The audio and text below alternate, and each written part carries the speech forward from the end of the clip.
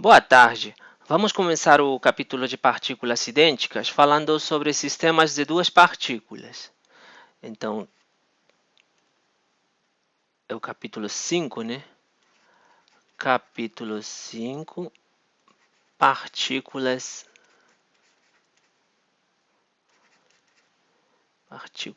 idênticas.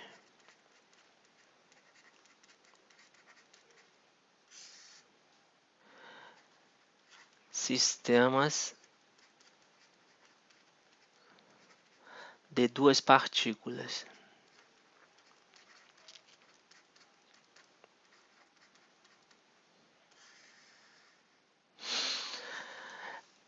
Temos definido a função de onda para uma partícula da seguinte maneira: psi de rt, onde essa função depende das coordenadas espaciais e do tempo.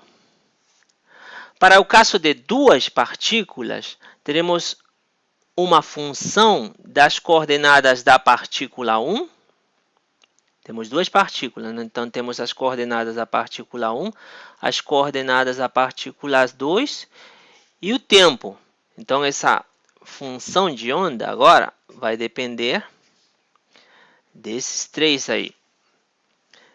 Então, sua evolução temporal será determinada, como sempre, pela equação de Schrödinger. Então, IH cortado, derivada parcial em função de tempo da função de onda, vai ser igual ao hamiltoniano vezes a função de onda, né? Equação de Schrödinger.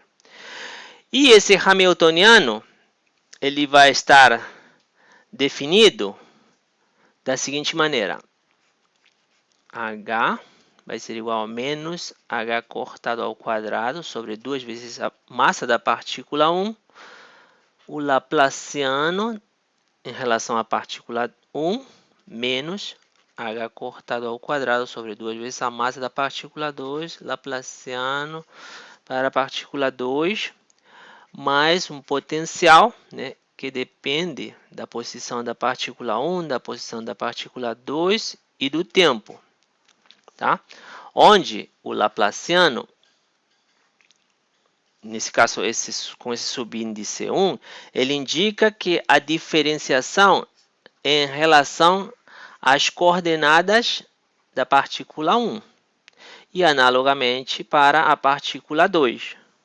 Tá? Então, segundo a interpretação estatística,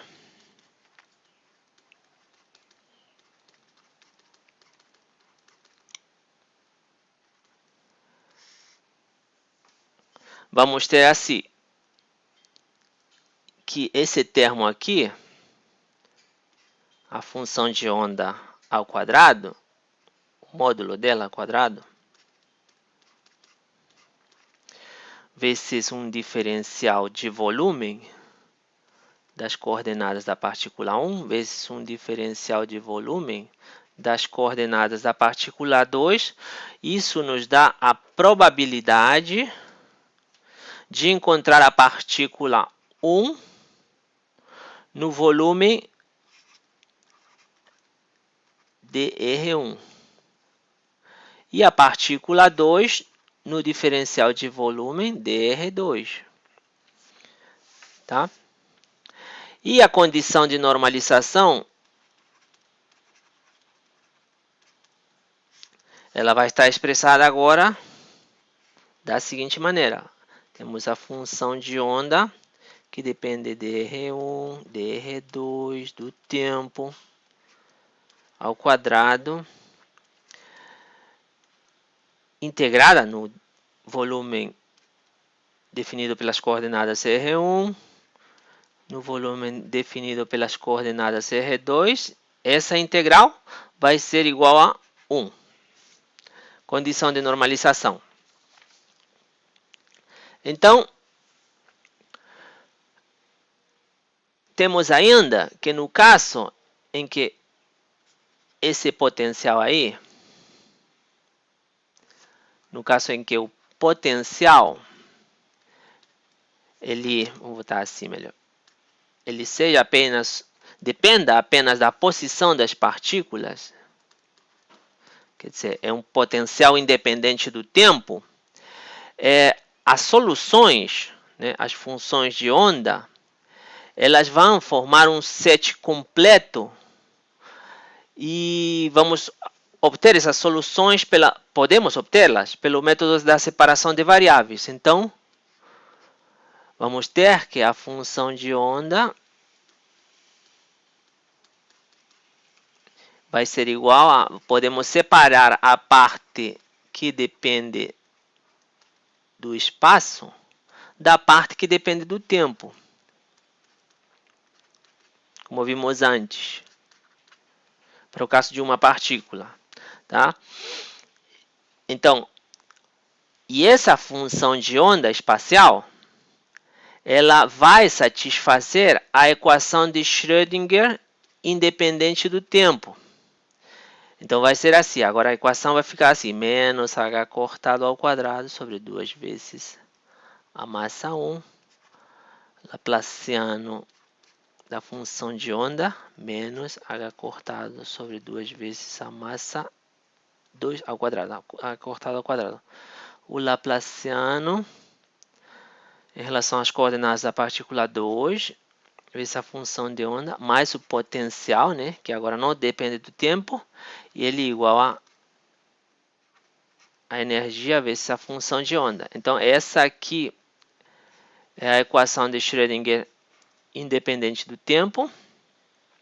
Era essa daqui, não era essa daqui, não. Essa daqui, essa parte aqui. Tá? Então, o que podemos ver aqui? Aproveitar isso aí. Podemos aproveitar isso para definir os bósons e os férmions.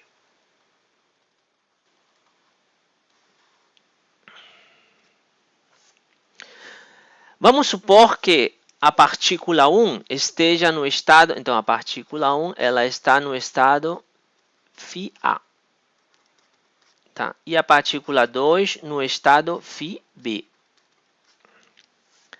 Em esse caso, a função de onda, independente do tempo, né? Supondo que estamos no caso de um potencial independente do tempo, a parte espacial da função de onda, então ela pode ser escrita assim, φA de R, φB de R. Aqui é R1 e R2. Seria assim, mas isso aqui não está legal. Não está legal assim. Por quê? O correto seria dizer que uma partícula está no estado φA, uma delas estaria no estado φA e a outra no estado φB. Mas não sabemos qual delas está em qual estado. Não sabemos qual é qual. Por exemplo, todos os elétrons, eles são completamente idênticos. E são idênticos de uma maneira que dois objetos clássicos nunca serão. Então, o que acontece? Para a mecânica, para a nossa alegria, né? A mecânica quântica, ela acolhe perfeitamente a existência de partículas indistinguíveis. Para isso, construímos uma função de onda que não identifique qual partícula está em qual estado. E fazemos isso de duas maneiras. Temos duas possibilidades de fazer isso. Para não distinguir qual está em um estado ou em outro. Temos uma função de onda mais ou menos assim. Vamos ter uma constante aqui que vai multiplicar aqui o termo φA, que depende de R1, φV, que depende de R2, mais φA, que depende agora de R2, φB, que depende agora de R1. Tá? Essa é a primeira possibilidade. E a segunda possibilidade seria com um menos aqui. Tá? Temos essas duas possibilidades. A que tem o sinal mais é uma função simétrica e a que tem o sinal menos é uma função antissimétrica. Tá? Você pode fazer exemplos, desenhar exemplos desse tipo de função. O seno e o cosseno, por exemplo. O seno é antissimétrico em relação ao ponto zero e o cosseno é simétrico. Tá? Então, dessa maneira, a teoria ela vai admitir dois tipos de partículas. A partir dessa função de onda, vamos obter dois tipos de partículas. Tá? Bósons com spin inteiro e férmions com spin semi-inteiro. Então, no caso do sinal mais, aquelas que têm o sinal mais, elas vão nos dar os bósons. E aquela que tem o sinal menos vai nos dar os férmions. Quer dizer, os bósons têm função de onda simétrica, os férmions têm função de onda antissimétrica. As partículas de spin inteiro, elas são bósons. E as partículas de spin semi-inteiro são férmions. Então, há uma conexão entre o spin e a estatística, né? Porque isso aqui é uma função de onda, é estatística. Há uma conexão entre o spin e a função de onda, essa parte estatística. Ela pode ser comprovada na mecânica quântica relativística, mas para a mecânica quântica não relativística, ela vai ser tomada como um axioma, tá? E aqui, nesse ponto, podemos destacar que dois férmions, isso aqui é importantíssimo, dois férmions não podem ocupar o mesmo estado.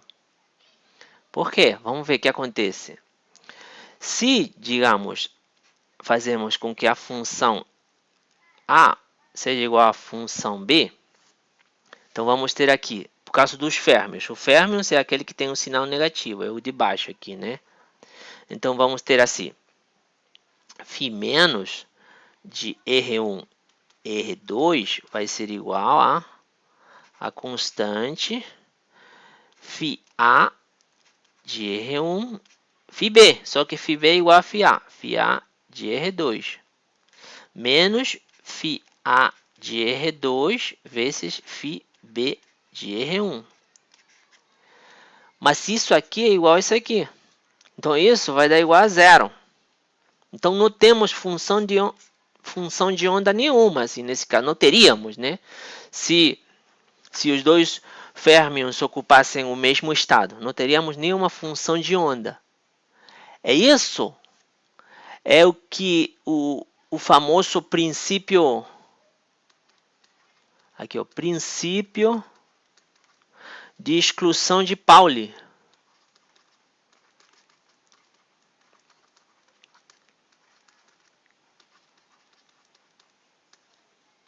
Isso aqui é importantíssimo. Tá? Ele não é esse princípio de exclusão, ele não é uma hipótese ad hoc aplicável apenas aos elétrons. Tá? O princípio de Pauli, esse princípio aqui, ele é uma consequência. Tá? Estamos vendo isso, né? É uma consequência das regras de construção. Estamos construindo essa função de onda e temos chegado a que não é possível isso aqui. Então, ele é consequência da construção das funções de onda de duas partículas idênticas, né? Então, ele é aplicável, esse princípio de exclusão é aplicável, como estamos vendo aqui, a todos os férmions. Idênticos, né? Tem que ser idêntico. Aplicável a todos os férmions.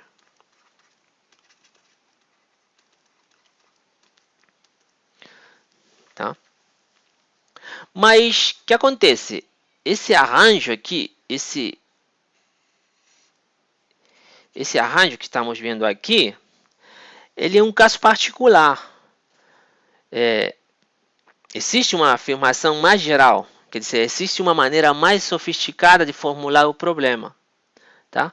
Para isso, eu vou definir aqui o operador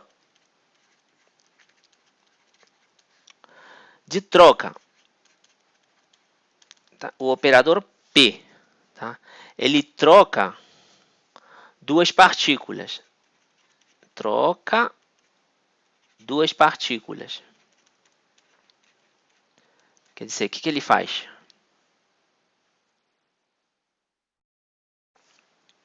Digamos, você tem uma função de onda, f qualquer, que depende da posição das duas partículas.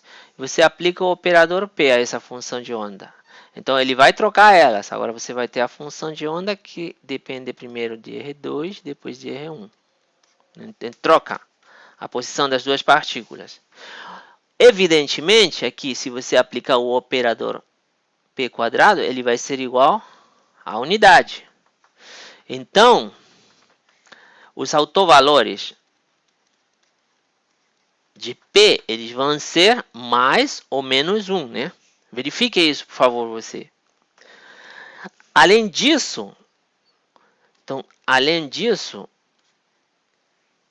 se as partículas são idênticas, então o hamiltoniano, ele as trata de maneira igual. Quer dizer, você vai ter a massa da primeira partícula, vai ser igual à massa da segunda partícula. São idênticas. O potencial de R1 e R2 não depende do tempo, né, nesse caso.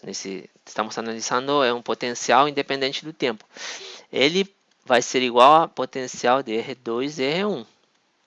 Tá? Então, nesse caso, as duas partículas vão ser tratadas da mesma maneira pelo hamiltoniano. Então, nesse caso, o comutador entre o operador P e o hamiltoniano vai ser igual a zero. Então, eles comutam. Ambos operadores comutam.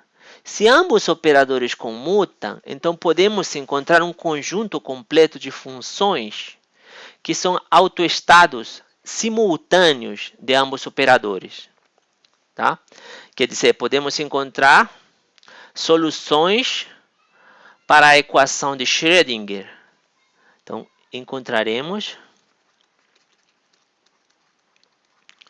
soluções para a equação de Schrödinger que serão, como serão? Serão simétricas quando o autovalor é mais 1, ou antissimétricas quando o autovalor é menos 1. Então, a função de onda, independente do tempo, R1, R2, vai ser igual a mais ou menos a função de onda, agora depende de R2 e R1. Tá?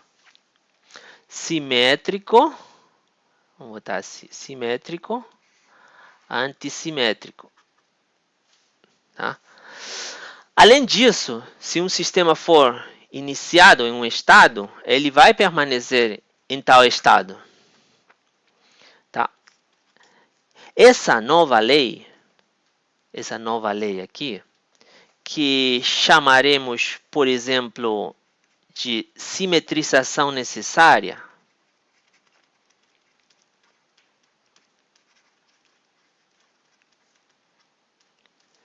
e ela tem o mesmo peso, ela é tão importante quanto a equação de Schrödinger, quanto a interpretação estatística da mecânica quântica.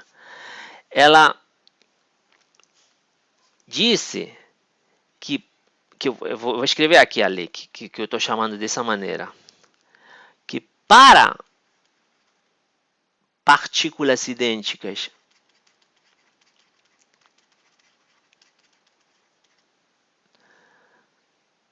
para que elas sejam idênticas, é necessário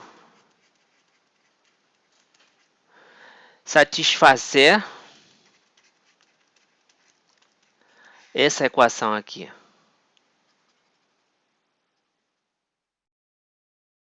Tá? Então, se você quer que duas partículas sejam um sistema de duas partículas e as duas partículas são idênticas, as funções de onda têm que satisfazer isso aqui, essas relações. Tá? No primeiro caso, se de R1, R2 ser igual a psi de R2, R1, isso aqui é uma função de onda simétrica e ela serve para os bósons. Tá? E no segundo caso, R2, R1 ser igual a menos psi de R, R1, R2, isso seria igual a menos psi de R2, R1. Nesse caso, a função de onda é antissimétrica.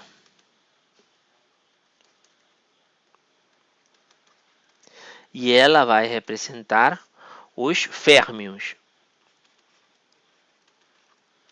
Então, isso aqui é o mais geral. Ou isso, ou isso. Simétrica, bósons. Antissimétrica, férmions. E essa função de onda que eu escrevi aqui, essa é um caso particular, né? Ela cumpre isso, mas não necessariamente tem que ser assim. Agora vamos ver as forças de troca.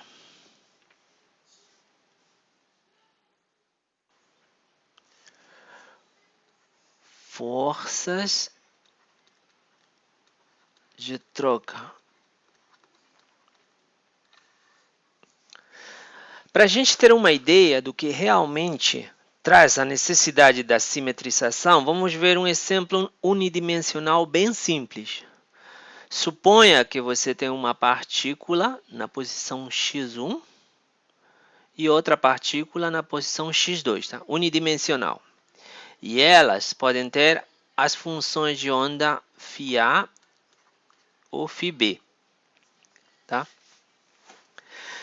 Se as partículas fossem distinguíveis, então a função de onda combinada seria assim.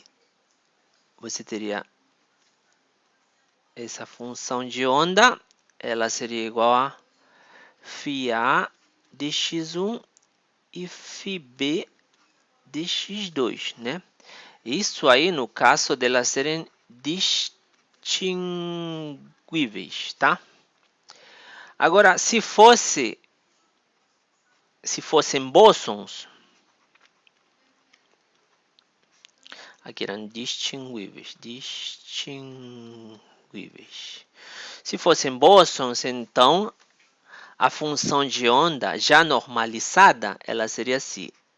Mais de x1, x2 vai ser igual a 1 sobre a raiz quadrada de 2, já está normalizada, né? Psi A de x1, psi B de x2, mais, né, bósons, psi A de x2, psi B de x1. Fecho? Tá, e se fossem férmions, a função de onda total seria 1 sobre a raiz de 2, a mesma coisa, né? Eu tenho preguiça, não vou escrever. Esse termo estaria aqui, esse termo estaria aqui, e aqui seria menos, tá? Então, o exercício que vamos fazer para entender isso vai ser calcular o valor esperado do quadrado da distância entre as duas partículas, né? Então, eu tenho a distância das duas partículas, x2 menos x1 me dá a distância, o quadrado da distância, e eu quero calcular o valor esperado desse quadrado. Isso aí, para ter uma ideia, em cada caso, qual é a distância que teria essas partículas e comparar essa distância entre elas, tá? Então, eu não vou fazer as contas, eu posso deixar, isso aí está no livro, mas e você também pode fazer isso, mas eu não vou fazer para não perder o pique aqui. Então, acho que eu vou botar aqui, se as partículas fossem distinguíveis, então esse valor esperado, ele seria, vamos botar aqui de novo, valor esperado do quadrado da distância vai ser igual ao valor esperado do quadrado da posição em A, mais o valor esperado do quadrado da posição em B, menos 2 vezes o valor esperado da posição em A, o valor esperado da posição em B. Tá? Isso se fossem partículas distinguíveis. Se fossem bósons, quer dizer, agora tanto bósons quanto férmions seria o caso de partículas idênticas, né? Então vou botar aqui só para ficar idênticas, tá? Então esse valor esperado vai ser igual a o que está aqui, tá? Vou colocar aqui x ao quadrado a mais x ao quadrado b menos 2 vezes x a x b, tá? É igual ao que está aí, só que tem um termo, um outro termo. Vai ter um menos aí, 2 vezes o valor esperado de x a b, como se as duas funções de onda se sobrepusessem, isso ao quadrado, tá? E para o caso dos férmions,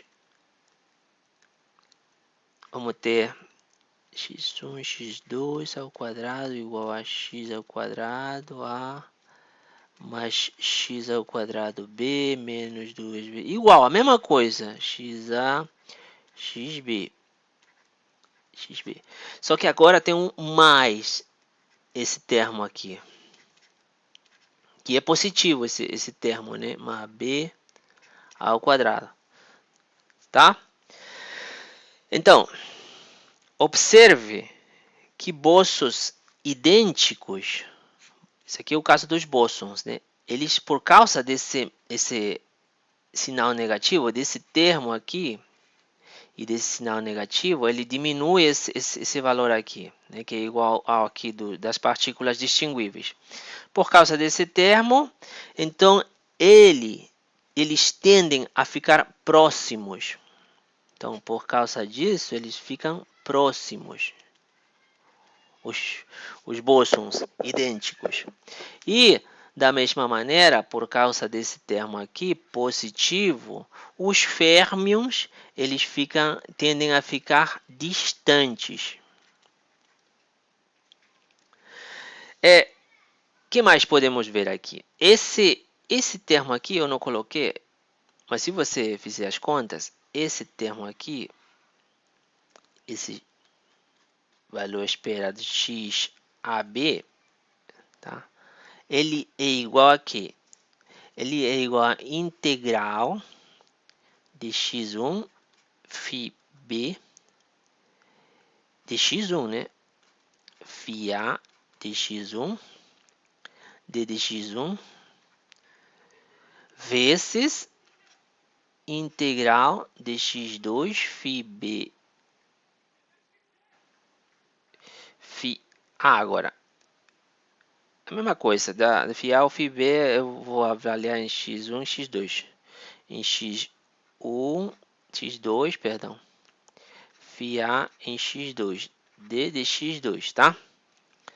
Então, esse termo aqui, o que acontece? Se φ a e φ b, se eles se sobrepõem, então esse termo é diferente de zero. Se ele se sobrepõe, então esse termo aqui, eu coloquei x de AB é diferente de zero, então há uma diferença entre partículas distinguíveis e as partículas idênticas. Mas se φA e φB não se sobrepõem,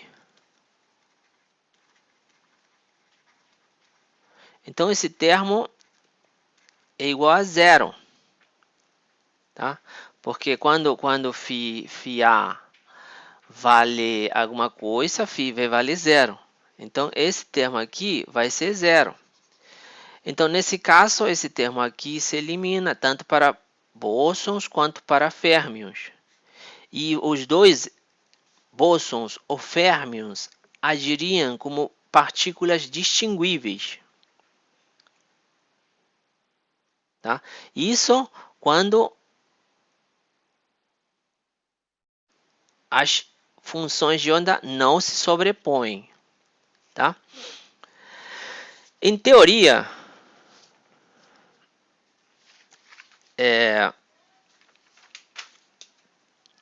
as funções de onda, elas em princípio, né, para o caso dos elétrons, dos férmions, todos os elétrons do universo eles estariam ligados por causa dessa antissimetria, né?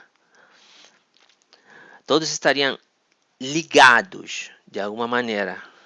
Mas o que acontece? Quando eles estão distantes, né, esse termo aqui, isso aqui vai se cumprir. Quando eles estão distantes, as funções de onda não se sobrepõem. Então, podemos considerar esses elétrons como distinguíveis. Tá?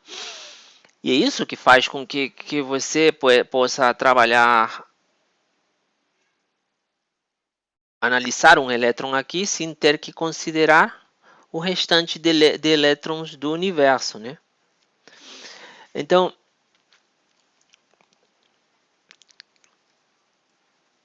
isso aí é quando eles são distinguíveis, né? Isso são uma aproximação deles serem distinguíveis. Mas o que acontece? Tem um caso mais interessante, é quando eles estão próximos. É quando há uma sobreposição, quando acontece isso aqui. É quando eles estão próximos. Isso é mais interessante. Então, nesse caso, o sistema ele se comporta, né, como se existisse uma força de atração.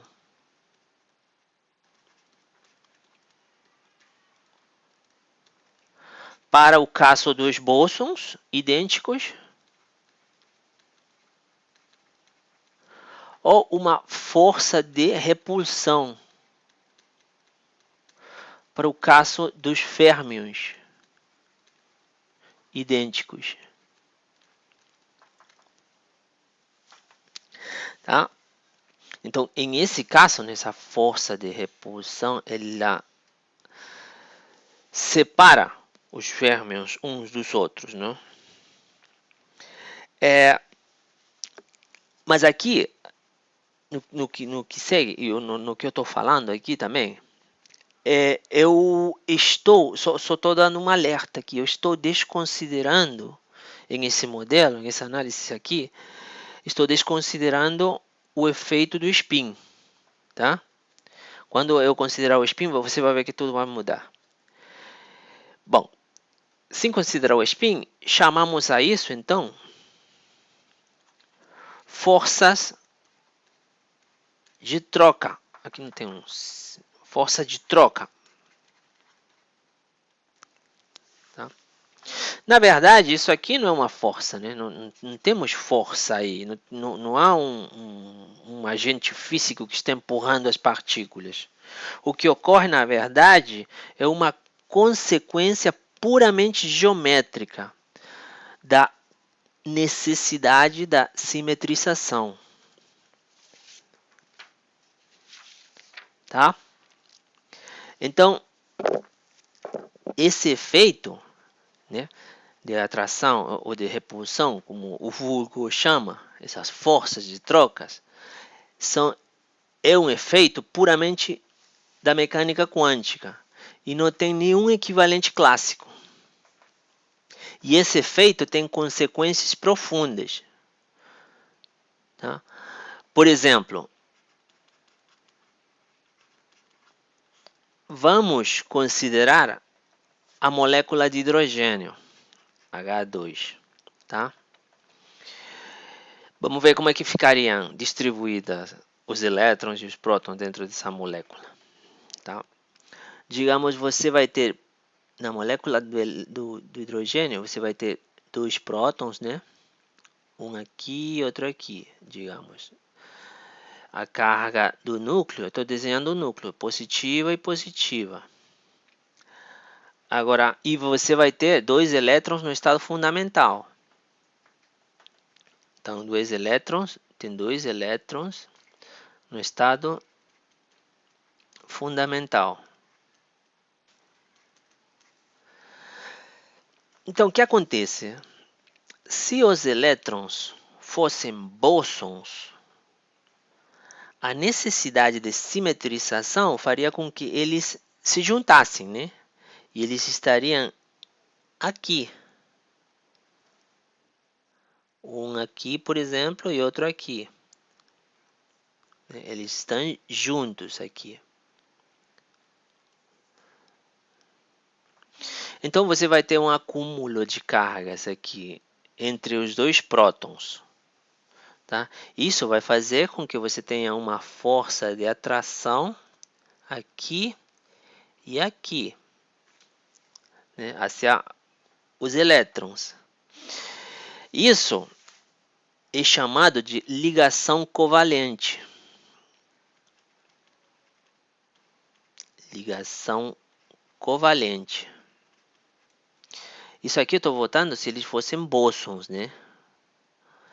Mas, infelizmente, os elétrons não são bósons, né? Sabemos que eles são férmions.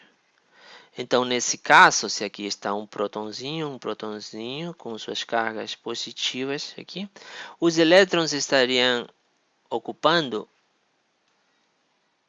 regiões onde eles estariam mais distantes, assim. E as forças, então, elas estariam em outra direção, assim. E os dois átomos estariam se repelendo, né? O contrário que acontece aqui, no caso da ligação covalente. Tá? Mas, tenhamos calma. Aqui, eu não considerei, como eu disse antes, não considerei o efeito do spin. O que acontece?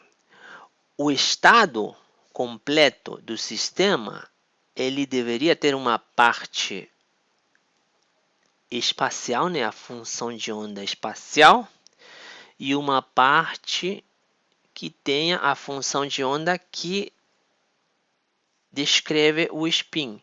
Esse aqui é chamado de spinor, né? Lembra?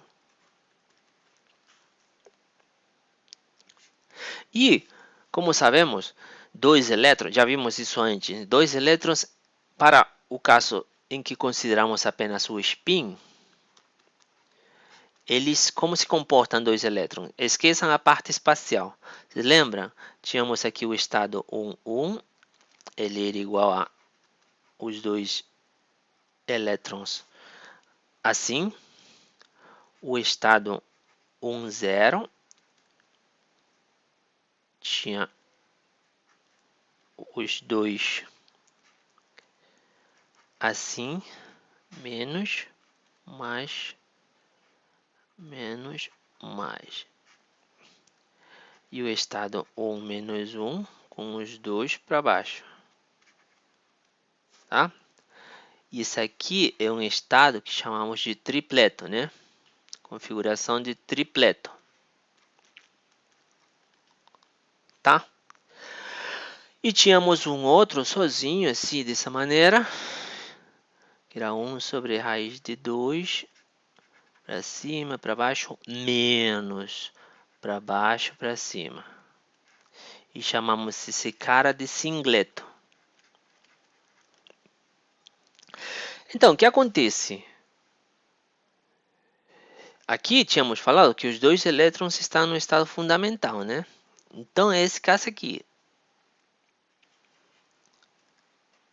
E essa função de onda, esse singleto, ele é antissimétrico.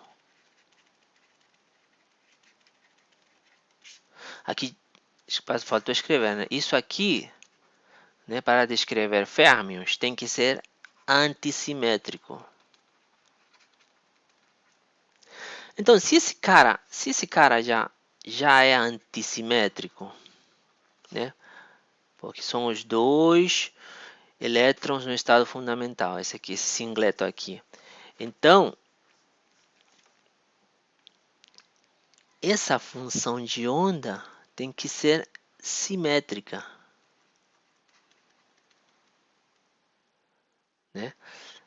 Porque esse cara, vamos botar aqui, eu tô fazendo bagunça, vamos botar aqui. Singleto.